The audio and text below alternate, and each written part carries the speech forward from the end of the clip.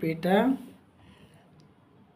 chapter 3 verses 11 and 12 అంటే ఇప్పుడు మనం చెప్పుకున్న దాని కంటిన్యూషనే.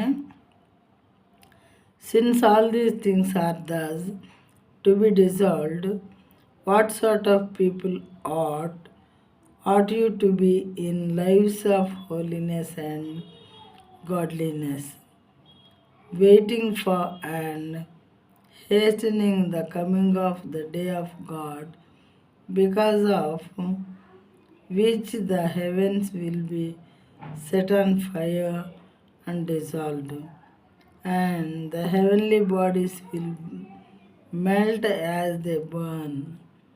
తెలుగులో చూద్దాము. ఇవన్నీ ఇట్లు లయమైపోవునవి కనుక ఆకాశమును రగులుకొని లయమైపోవునట్టు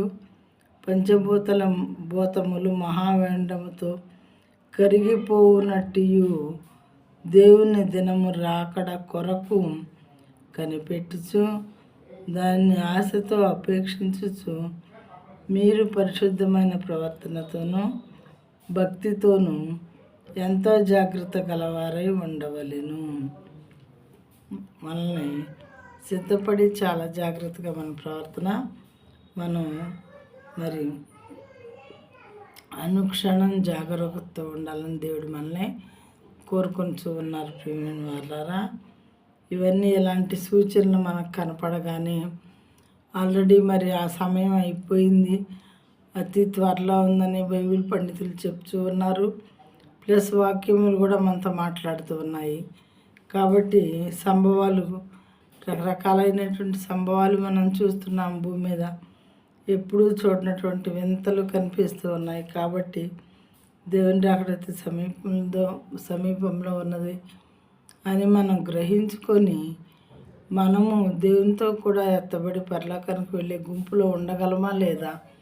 మన ప్రవర్తన ఎలా ఉంది? మన క్రియలు ఎలా ఉన్నాయి? మనం మారుమనసు పొందామా లేదా? పాపక్షమాపణ పొందుకున్నామా లేదా?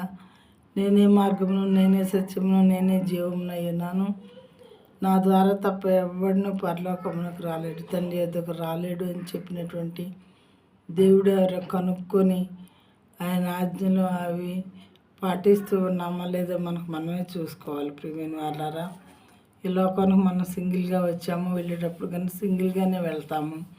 కానీ ఫ్రెండ్స్ రిలేటివ్స్ ఎవరు మనతో రారు.